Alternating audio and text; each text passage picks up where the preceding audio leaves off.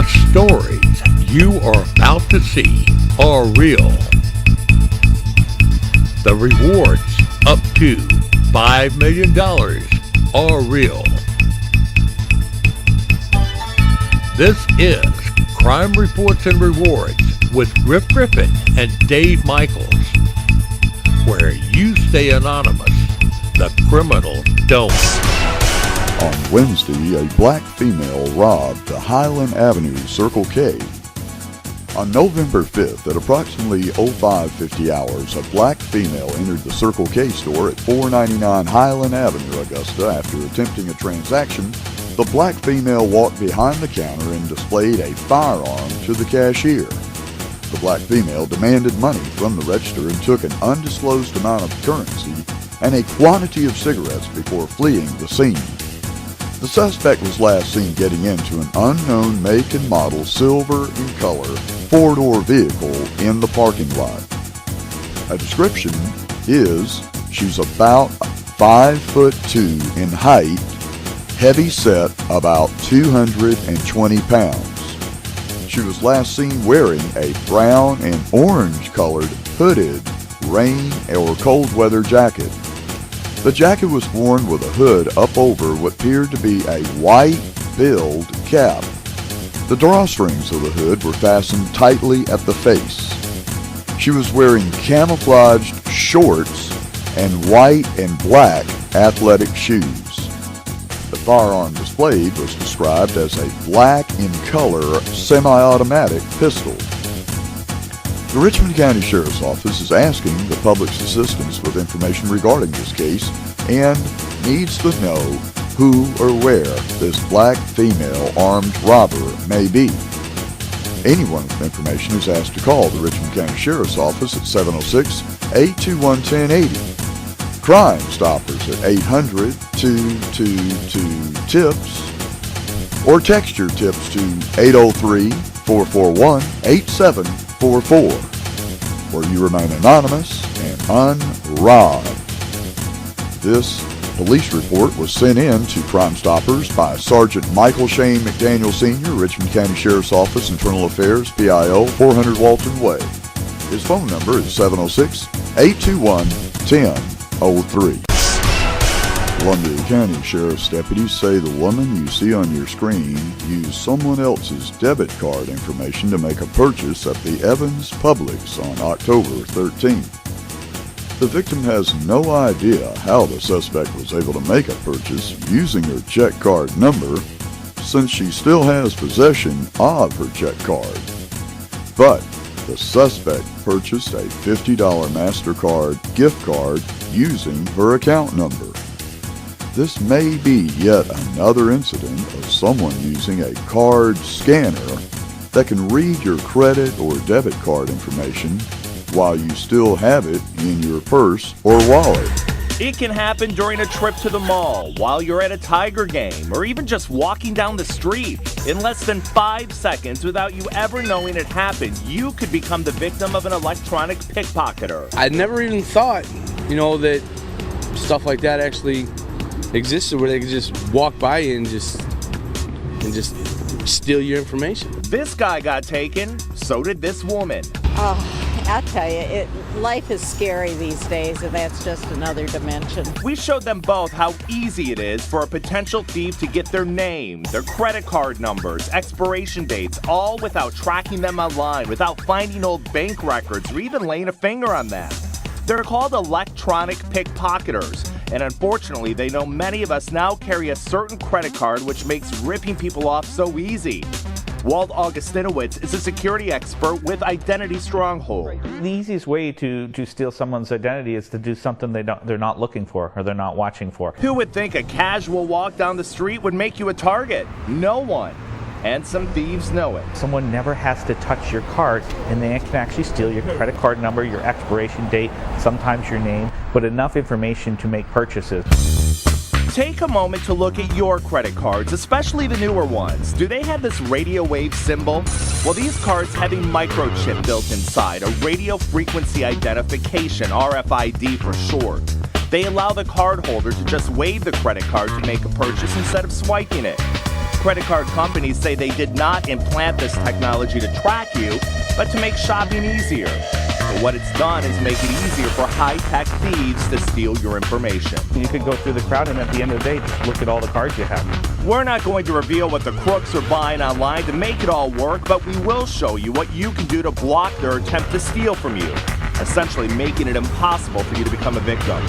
All of these people we put to the test thought their credit cards were safe until we revealed how the scam works. That's your Visa card right there. Oh my gosh. Did you know that was possible? No, I did not. Marie Lateo thought she was doing everything right, tightly clutching her purse and her wallet. The problem, though, a small microchip. She didn't even know she had one in her credit card. It made her an easy target. I'll just show you real quick the whole number, expiration date. Do you want to check and see if that matches?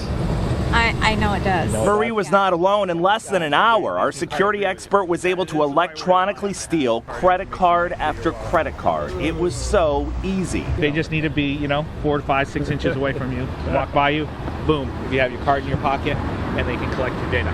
Wow. Surprising. It is very surprising. It's like you never know what people can do nowadays. Just by going by people with this, it transmits right to my phone. I did not know that. There's your Visa card right there. Oh man, okay. With the cardholder's name, credit card number, and security code now in hand, an online shopping spree would be a cinch. So how can you protect your credit cards? It's actually very easy. If your card has the radio wave symbol, it needs to be covered, placed in a protective card holder or a secure wallet. Items like these now sold online. The cost, just a few dollars. It's a small investment to protect you from someone who could max out your credit card or potentially clear out your bank account before you even realized what had happened. You never even saw their face. They never even touched your card. It's impossible to catch. I can't imagine a police department in the world that would be able to identify or catch somebody doing this. You may have heard of ATM skimming. It's spreading to everything from gas stations to red box devices, all sorts of places that you don't think twice before using your card. But you should. You're running your card through 2 different readers, and the one that's attached to the outside is where the suspects are getting your information. Crooks are hiding these skimmers in plain sight. Although some of them seem easy to spot, most of us just aren't paying attention. The people are distracted. Typically, if they're going to be walking up to ATM, they're probably on a phone. They might be talking to somebody else that they're with. And the sad part is, by the time you know that your card has been scanned, it's too late. It's a quick way for suspects to get your information and use it for their own purposes. The good news is most of the alterations are done to the outside of the machine, and that makes it easier to spot. And then somebody altered it by basically putting a new cover on the front of it. This is the actual part of the machine, and this is where the suspects basically put theirs in front of the other reader. In this picture, you can see the skimmer where you're supposed to insert your card, and there's also a camera that's not really visible, but it's there to get your PIN. Carball adds it's happening all over the valley because some people are getting desperate, and it's an easy way for them to steal your cash. The credit card readers, the keyboards, all these different things that you see, these number pads, are all available for purchase. So the lesson, be alert. Pay attention to your surrounding. If something looks suspicious, go to another machine. If you have the opportunity, go inside a store to pay instead of outside. An alarm sounded notifying Citrus Heights police that someone had been tampering with the device here at Chase Bank. Now, when they arrived, they found a skimming device had been placed here outside of the bank. I want to explain to you how this works. At a lot of banks like Chase, after hours, you use an ATM or debit card to gain access to the bank. After you swipe, you can actually open the door, go inside, and make use of an ATM. Now, want to show you the scene last night. When officers arrived, they found 2 individuals lingering around the area. When they asked them what those men were doing there, they had no explanation. They were arrested, and we are learning at this hour that those men were actually just arrested a few weeks ago in the Elk Grove area for allegedly doing the same thing there. We spoke with a man earlier today who says he was almost the target of a skimming device. Yeah, I'm worried about it everywhere. I mean, I went to a gas station one time, and it turned out that one of the other pumps had been skimmed, and so I just missed it by 1 pump. And over the last hour, I would say about 10 or so Chase customers have walked through this door right in to use the ATM. Normally they'd have to swipe. Obviously this morning they were not able to do so. Just spoke with a man who said, you know what, it's really scary because if this can happen here at the front door to a bank, it can happen anywhere. Strangely, the old joke about using tinfoil to keep from being spied on by secret government experiments actually works quite well to keep credit card scanners from stealing your credit card digits right out of your pocket or purse. Simply buy the heavier roll of tin foil used on grills and wrap your credit cards in it. Then every time you use your card, make sure to wrap your cards back in the heavier tin foil to foil credit card scanners. If you know who or where this suspect may be, please call the Columbia County Sheriff's Office at 706-541-2800. Crime Stoppers at 800-222-TIPS, which is 8477, or text your tips to tips at AugustaCrimeStoppers.org, where you remain anonymous and keep your bank account. Now for our dumb crook news. The Richmond County Sheriff's Office reports on Wednesday, October 29th at approximately 20 hours, Richmond County Sheriff's deputies answered a call to the Dollar General located at 3250 Deansbridge Road regarding an armed robbery. Upon arrival, it was learned that a black male, 5'8" in height, slender build, light-skinned, wearing khakis, showed the clerk an unknown-type handgun and demanded several prepaid Visa cards. The suspect fled the scene on foot in an unknown direction. Richmond County Sheriff's Office investigators are currently working this investigation. There were no injuries reported. Guess the dumb crook didn't know that the clerk has to key in a dollar amount on each card after receiving cash that will go on each of the stolen prepaid Visa cards. This press release was sent in to Crime Stoppers by Sergeant Michael Shane McDaniel Sr., Richmond County Sheriff's Office, Internal Affairs, PIO. If you know who or where this dumb crook may be, or a dumb crook tries to sell you brand new or blank prepaid Visa cards, please call the Richmond County Sheriff's Office. Crime Stoppers at 800-222-TIPS, or text your tips to tips at AugustaCrimeStoppers.org, where you remain anonymous and stop dumb crooks. Richmond County Sheriff's deputies need your help finding a male suspect accused of armed robbery. Wednesday at the Kroger parking lot at approximately 1:57 a.m., deputies were called to 501 15th Street, where a 39-year-old male said a black male pointed a chrome revolver at him and then stole 2 computers, 2 cell phones, and his wedding band. The victim told deputies he was asleep in his car when the suspect approached and asked for a ride. When the victim refused, the suspect allegedly pulled out a gun and said, "Give it up," hence Augusta's new nickname, Give It Up City. The suspect, who was last seen wearing khaki pants and a dark hoodie, is described as having gold upper teeth and speaking with a slur. Gold teeth, huh? What does that tell you? When I have to go there, I bring my great big Cujo-looking dog, and so far nobody has ever got close enough to bother me. Of course, with the new animal ordinance, you won't have that defense either, and folks will die. If you know who or where this black male with gold teeth that speaks with a slur may be, please call the Richmond County Sheriff's Office, Crime Stoppers at 800-222-TIPS, or text your tips to 803-441-8744, where you remain anonymous and unrobbed. Deputy Rollins with the Richmond County Sheriff's Office sent us the following report. At 0456 hours, Richmond County Sheriff's deputies responded to the 1100 block of Emmett Street, where a male victim was found to have sustained a single gunshot wound to his right leg. The victim stated that he was walking home on Emmett Street when a red in color, smaller vehicle pulled alongside him. The victim continued by stating an unknown black male exited the vehicle and robbed him of an undisclosed amount of cash, then shot him in the leg. The suspect then fled the scene in the smaller red vehicle. The victim was transported to Georgia Regents University for medical treatment. The Richmond County Sheriff's Office investigators are currently investigating this matter. There is no further information provided at this time on the victim, suspect, or suspect vehicle. Further details will be forthcoming when available. If you know anything about this shooting and this robbery, please call the Richmond County Sheriff's Office. Crime Stoppers at 800-222-TIPS or text your tips to 803-441-8744, where you remain anonymous and unshot.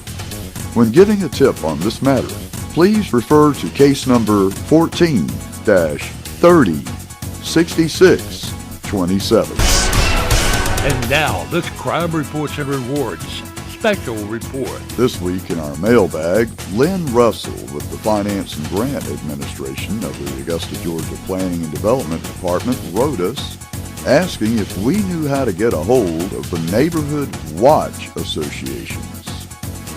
We replied, "Hi, Lynn. We tried to contact the neighborhood watches, but they're not easily contacted. They want everyone to know they're there, but they don't want the bad guys to have a name and address of someone they can retaliate against. We'll post your request on our Facebook page and include it in this week's edition of Crime Reports and Rewards. But don't hold your breath about someone giving you information that can lead bad guys right to them. Frankly, we don't blame them. For this reason, Crime Stoppers keeps a very low profile, and we never take credit for a specific arrest. When we send the kingpins up the river, all his family and friends have to do for years is try to retaliate against them or us. Remember what happened to SEAL Team 6. Today about what they say has been the administration's failure to protect the identities of America's special forces. Now, our chief intelligence correspondent is Catherine Herridge, live on this story. What was the impact, Catherine? Good morning. Well, Bill, good morning, and thank you. Billy and Karen Vaughn say their son Aaron, a member of SEAL Team 6, was filled with anger and uncharacteristic fear after Vice President Joe Biden revealed just 2 days after the bin Laden raid that the Navy SEALs were behind it. Aaron called me and said, "Mom, you need to wipe your social media clean of any reference to me or any of my buddies." And he actually said to me, "Mom, there's chatter and all of our lives could be in danger, including yours." So how do you feel as a father to have your son identified? We expect better out of the high-ups in our government. And I believe what the administration did then, I believe it was criminal. The Vaughns told Fox that there was no need to identify the SEALs, that this is a group that prefers to just get on with their job without any public recognition, Bill. What are we learning, if anything, about the reaction of the SEALs, Catherine? Well, we asked the Vaughns, isn't it possible that the Vice President identified the SEALs because the administration, and in fact the entire country, was simply so grateful? I can tell you one thing, SEAL Team 6 did not want to be identified. So it wasn't that they were trying to be proud of them, because those men do not need a pat on the back. Mm-hmm. They don't work for that. Did Aaron tell you that Team 6 was angry? Yes, everybody that he talked to, yes, absolutely. They were very angry. So it was like the rug got pulled out from under them. Yeah. Yes. The administration could have said special operators. Isn't it kind of fun as American citizens to go back and forth? Well, was it the SEALs or was it this? You know, it was our special operators. The Vaughns say the decision to identify the SEALs really changed everything for them and their family, especially when their son was among those 17 SEALs killed in August last year when their helicopter was shot down, Bill. Javarius Dante Waltower, 20 years old, of the 1100 block of Inez Street, was killed on the 1700 block of Cornell Drive on Wednesday. Waltower was pronounced dead on the scene at 20:35 hours. Waltower died from at least one gunshot wound. Waltower was sent to the GBI Atlanta lab for an autopsy. No further information is available at this time from the coroner's office. If you know anything about this homicide that will help sort out what happened, please call the Richmond County Sheriff's Office, Crime Stoppers at 800-222-TIPS, which works out to 8477, or text your tips to 803-441-8744, where you remain anonymous and unmurdered. This was sent in by Coroner Mark Bowen of the Augusta Richmond County Coroner's Office. He can be reached at 706-821-2382. And now, this Crime Reports and Rewards special report. It's that time again when campaign signs litter our roadways and everyone scratches their head on what to do with all these signs. Well, as usual, Crime Stoppers has an idea. If anybody wants, they can paint Crime Stoppers 800-222-TIPS, which equals 8477, on their campaign signs with a cartoon or wording of your choice, and send it in to griff@AugustaCrimeStoppers.org. Then bring all your unwanted campaign signs to Crime Stoppers' downtown office, where we'll use the best example to place these signs all over the CSRA to stop crime before crime stops you. Crime Stoppers is a registered 501c3 charity where 100% of your donations go to stopping crime. Crime Stoppers Griff Griffin will reach into his own pocket to buy an ad on the Augusta Chronicle to show off your work of art. Thank you for supporting Crime Stoppers. And now, this Crime Reports and Rewards special report. And now for more in our ongoing investigation into what is suspected as police corruption working with towing companies that are illegally towing cars and not notifying the owners where the cars may be, so that storage fees may pile up. A recent incident on suspected towing company corruption reveals Preston Ryan Oates put an immobilizing wheel boot on a minivan parked on the owner's street in front of his home. When the 34-year-old owner came out of his home to ask what was going on and for Oates to remove the boot, Oates said he would remove the boot for $300. Both men were armed, and when the argument escalated, Oates shot the van owner 6 times, 4 times in the back, 1 in an arm, and 1 kill shot, finally killing him. Oates, 27, faces charge of manslaughter and a weapons violation. Reporter Matt Bigler says prosecutors revealed details with devastating testimony from a witness about how a car towing scheme was allegedly masterminded by King City Police Sergeant Bobby Carrillo. Brian Miller testified that Sergeant Carrillo made a deal with him to send 20 tow jobs his way in exchange for an impounded Ford Expedition. Although he's also charged in the conspiracy, towing company owner Brian Miller testified he was operating as a witness for the prosecution in hope of eventually avoiding prison time. Miller was informed of his Fifth Amendment right to not incriminate himself, but waived his right when he took the stand and affirmed many of the prosecution's accusations. Miller said that Police Sergeant Carrillo also received a Trans Am, a Honda, and several other vehicles that were part of an impound towing scheme. The preliminary hearing is a result of a sweeping investigation of the King City Police Department that led to the arrest of 6 officers, including acting police chief. Brian Miller is accused of accepting a 1995 Nissan Maxima as a bribe. Marshall Rigsby legally parked his car in a restaurant parking lot in order to have dinner. When he came out, his car was gone. Informed that a towing company had hauled away his vehicle, Rigsby called Ryan Patrick Joint, the tow truck operator, and was told there had been a misunderstanding, but he could have his car back for a $100 tip.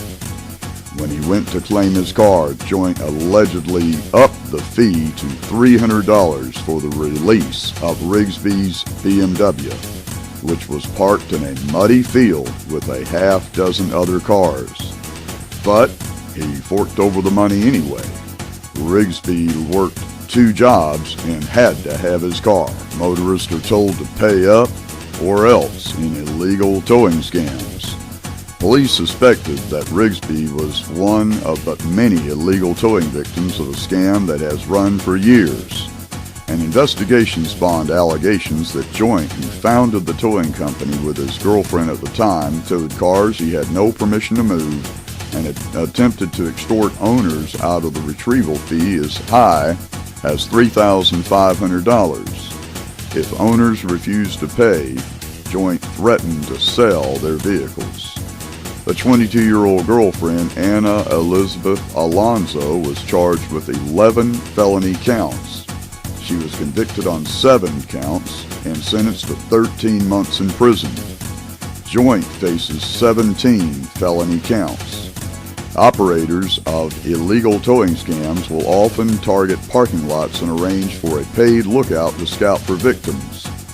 Fees to release a car from the impoundment are often demanded in cash, leaving no paper trail. Crime Reports and Rewards obtained a receipt by a local towing company that had no address and no phone number to contact them to get your car. By not placing any address or any phone number, how can the car owner know where to get his car?